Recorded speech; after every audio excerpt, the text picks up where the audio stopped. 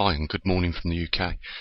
Stock markets have just opened in the last 15-20 minutes and we've caught the magician at it once again. And I want to bring it to your attention that you need to, if you want to see how the magician does the trick, how, the FTSE 100 maintains, its points, to keep it inflated the way it is, you've got to look at the week chart, not the day chart, because you won't see it. And I'll just show you what we're talking about. We're talking about, this little trick here that the magician seems to be doing, but we've clocked it now. We've seen the sleight of hand. We've saw the little bit of clear string holding the coin in the palm of the hand, and when he, closes his hand, it disappears up his sleeve. This is it here. And I estimate it costs about 100 million to pull this little stunt off. And if we just go to today's market as it opened, lo and behold, here's the little trick again, where nearly 100 billion pound has had to be injected into the market to keep the stocks afloat. Now, before we go any further, I want to show you what happens if you look at any other chart. So if we look at the month, you can't see it, can you? Right? If you look at the year, you can't see where they're doing it. You have to look at the week chart in order to see the injection of the 100 million or thereabouts that goes into the market artificially. Nobody's buying these shares other than the companies themselves. Or, I have just pondered that the government might be using taxpayers' money to fund these companies and keep the stocks artificially inflated. What this is like trying to blow up a balloon with a hole in it. It's going to go down.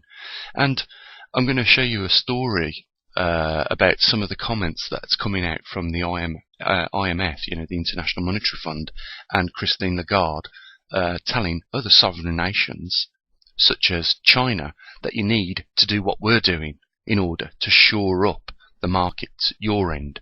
What she said was that there was a communications problem. I don't think there's a communications problem. I think what's happening over in that sovereign country is them taking care of their own affairs. And I believe it was a couple of weeks ago where they took off the protection system, which is what we haven't done, and they're just letting the markets roll the way they should do, which is all to do with their new anti-corruption procedures over there. So, what's causing all this? Well, if you're following, you'll probably already know. Right now, there's an oil war taking place, and we've got oil, what we call them? These people that wear bombs around the vest. Not terrorists, suicidal oil companies, let's call them that. And what do I mean by that? Well, over in Saudi Arabia right now, there's a war going on, and they're part of OPEC. You've got Gazprom stopping pipelines flowing through Syria, and of course that's why there's a problem in Syria right now. And you've got Saudi Arabia in a price war with Iran, and Saudi Arabia have brought this price war on because if we go back about 24 months ago, when oil companies was investing heavily into fracking because the price of oil was so high, it was now viable for fracking to be introduced as a way of getting energy out the ground, because if it's crude or gas, it's all the same. It keeps turbines going and generators running. But it was cheaper at that point 24 months ago for people to get into fracking. So what happened is they started having loans off of banks to buy the rigs and the land and set up the licensing for all this, and fracking was viable, but that was only because of the price of oil was high, right? Saudi Arabia looked at this and said, look, this is not good for our business. We'll drop the price of oil and we'll put those fracking companies out of business, and at this, even at the sacrifice of lowering the price of oil. So that's what happened. And obviously there's been a bit of recent tension, I believe, with Saudi Arabia and Iran, and now they're both in a price war. This might have something to do with Barack Obama's deal although it may not have been highlighted in that deal that this was going to be the case. So what was Iran's, so Saudi Arabia starts dropping the price of their oil. What was Iran's response to this? We'll increase the production by 1 million gallons, I think it was, or 1 million barrels a day, and we'll roll with your price fixing. And Saudi Arabia have said, okay, we don't mind if we run the crude oil pumps at $4 a barrel. So this has caused turmoil in the global markets. And there is another side to this as well, guys, and it's not just the oil wars that's been happening. There has been an economic slowdown, and we see this happening quite regularly over a 7 or 8 year period. If you go back in time, you have these cycles, and this is what all of your chief economists are talking about, these cycles, and we should be in a downturn at the moment. Well, we're not in a downturn, and that is because of the medicians coming in, or the protection racketeers coming in and injecting more money into the markets to keep the market price at around about, with the FTSE 100 index, let's say, around about, hovering around the 6,000. They're trying to stem the air going out the balloon by throwing in another £100 million. If you know you're going to lose money, what do? You cut off that point. You draw a line and say, look, if it drops below this, I'm out the game. I'm taking something rather than losing the lot. But this isn't what's happening. I'm not sure whether Christine Lagarde is asking nations to use taxpayers' money to fund this leaking balloon, or she's asking the companies themselves to buy back the shares in order to keep the prices up. But what will eventually happen is they will run out of money, these companies, and they won't be able to prop it up, and at a later date they're going to lose. And they're going to lose twice as much because they're creating a false market. Now, I just want to point out, this is where they're doing it, right? And I also want to now supply the proof where they say so themselves that they're doing it. So let's get on to that. So, proof of this, this manipulation of the stocks is right here in this article. In fact, the magician's trick has been given a name, and the name of the magician's trick that we're all talking about right now is this word here, and you can look it up. In fact, I'll do it for you. It's called a rally. That's what they do. It's a rally, when they hype up the markets artificially to encourage growth or stabilization. But before we go and have a look at what the true definition of a rally is, where people buy their own stocks to keep the thingy going, let's just have a look at what Christine Lagarde is talking about with regards to China's got a communication problem. Who are the IMF to tell China what to do with its own stock market, let alone anybody else's? In fact, it's this interference from third parties such as the IMF, which is not really represented by one country but many, that is causing probably the majority of the problems. If they just left it to a free market and stopped interfering like they are doing, falsely inflating the balloon that they all know has got a hole in, and whatever inflation they put into that balloon, it's only going to pop. And the evidence of this is the dry bulk index. There's no trade. I was speaking to someone today, and they said you can't connect the stock markets with the dry bulk index, and I believe you can. And the reason why you can is because it is manufacturers that are, in the first place, filling the containers up that are being put on ships to be exported internationally. And these companies that are loading the stuffs onto containers are also at the same time floating their stocks on the market. And we find that the top 100 companies are the companies that we're talking about. So if they're buying their own shares and they're artificially keeping the price of stocks up through these, quote, rallies, then they're trying to convince people that the prosperity of, say, the United Kingdom is much better than what it actually is. And that's what the stocks are supposed to represent, the prosperity of a country. Yet if the country's top 100 companies are buying their own shares, then they're manipulating the market. And it should be a criminal offence to do so. This is supposed to be a free market, and it's obviously not. When companies can keep artificially inflating their own stocks and shares on the market. And, here's Christine Lagarde telling everybody, that that's what they should be doing with their own currency. But the problem is with China, and what this woman doesn't realise, is that China are the manufacturing powerhouse of the globe. And the reason why their stocks are falling is because nobody's buying. And if no one's buying, then there's certainly no containers going on ships being transported around the world. And if you want an indication as to how well the stock market's going, this is what I said in the last video, you don't want to be looking at the stocks market, you want to be looking at the dry bulk index, because that tells you whether there's trade, international trade. Now, if a country's prosperity is increasing, then it's naturally that it will be exporting.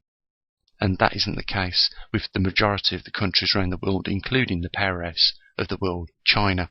And that's why its stocks are collapsing. And if you read in this article, they've initiated an anti-corruption program. I believe they took off, the emergency stops a couple of weeks ago, and they've let the markets run as they should, because I think what they've realised is they're just denying the inevitable. In other words, they're looking at Christina Lagarde and all the other European countries in the West, just try and blow up a balloon with a hole in it. Inevitably, the air's going to leak out, and they're going to do such things as these rallies, which, as this article states itself, it was short-lived. An hour after opening, the FTSE 100 had slid 0.2% lower, marking the start of another volatile day. And when we look at the stock markets, they've had another go at blowing the balloon up, with, the magician and his rally, and the very likely the same will happen. But each time I've reckoned it's costing these companies around 100 million every time they do, a puff of air into this balloon to keep the stock markets afloat, and it just doesn't seem to be achieving what they are setting out to achieve, and that is stabilisation of the markets. Well, if we look at the dry bulk index, and we might as well pull that up now, we'll see that it's not stabilising. So as you can see, it's not stabilising. It's dropped in the matter of a few days again to 355 points. Guys, the last crash that they told us about that happened in 2007 and affected the markets in 2008 more noticeably than anything, hasn't recovered. And the evidence of that is the Baltic Dry Index. Right now, the points stand at 355, and they're dropping by the week. You can follow it yourselves, guys. This is the real indication of how well an economy is doing and how long there is before a collapse, and that's why I said 3 months. At some point in March, mid-April, according to a bit of math I did, that will bottom out, and at that point there'll be no international shipping at all taking place. Think about it. If there's no ships going into ports, there's no freight trains running, there's no freight moving on the motorways of countries, inevitably it is going to affect you at the point that when you go to buy, even the staples and necessities to keep yourselves going. This is grinding to a halt, and we're never going to see the picture if we're following the stock markets, because the stock markets, as you have just been proven to, are being manipulated and not showing an accurate account for the current situation. And this is dangerous. 7 billion people on this world that are being hoodwinked by, those that control the markets of the world. And then, although it is coming out slowly about the Baltic Dry Index, very few know about it. So, we've seen the sleight of hand. We know that the sleight of hand trick by the magician or the market manipulators have a certain word for this trick. It's called the rally trick, and the definition of the rally trick is explained here. A period of sustained increases in the prices of stocks, bonds, or indexes. This type of price movement can happen during either a bull or a bear market, when it is known as either a bull market rally or a bear market rally, respectively. However, a rally will generally follow a period of flat or declining prices. And breaking down the rally, a rally is caused by a large amount of money entering the market, building up the prices. The length of the magnitude of a rally depends on the depth of buyers, along with the amount of selling pressure they face. For example, if there is a large pool of buyers but few investors willing to sell, there is likely to be a rally. If, however, the same large pool of buyers is matched by a similar amount of sellers, the rally is likely to be short and the price movements minimal. And that is exactly what we see when we look back at what has happened this week on the markets, and with regards to what Christina Lagarde from the IMF was talking about. Let's have a look at it. So, here's the magician's trick. This slight rise that happened on Tuesday. It probably cost in the regions of £100 million to do. So it's an expensive trick. We know what the trick's called. It's called a rally, and we know it was a short because here were the buyers, which was the rally trick, yeah, and here were the sellers, and we know it's a short because it didn't last long. So the suckers tried it again today on Friday, and it seems like it's held a little bit. But you can only see this trick demonstrated when you look at the week chart. Like I said earlier, if you look at the month chart, it's hard to spot where the rallies are. If you look at the year chart, it's even harder. And the 5 years, it gets even harder. But on the week chart, we can see the rallies happening as they do, when they do. And that is because as soon as the stock market opens from the day it closed, we see the rally trick, the magician's trick. And this is stock market manipulation. This is the prosperity of a country being manipulated by a load of crooks, in short. Pardon the pun, but that is exactly what we're seeing. And it's dangerous, guys. It's really dangerous, the game they're playing. Because at this end of the spectrum, the stock market looks like it's doing well.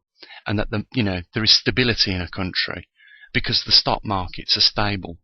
But the reality is, when we look at the dry bulk index, and we see that it has not recovered from 2008, where it was at 9,600 points, to the present day where it is now at 355 points, it has dramatically took a tumble. It is tanked out, and it is almost about to happen. I put it about 3 months out when international shipping ceases completely, and it is at that point where you need to be prepared, and this is what people have been saying, and I have put it real clear here for you guys to see it.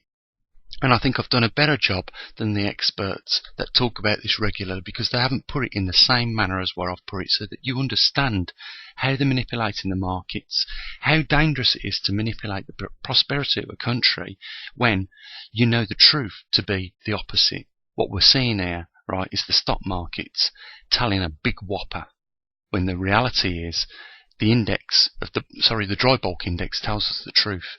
Global shipping seizing up as we speak right now, and has been doing so since the last crash.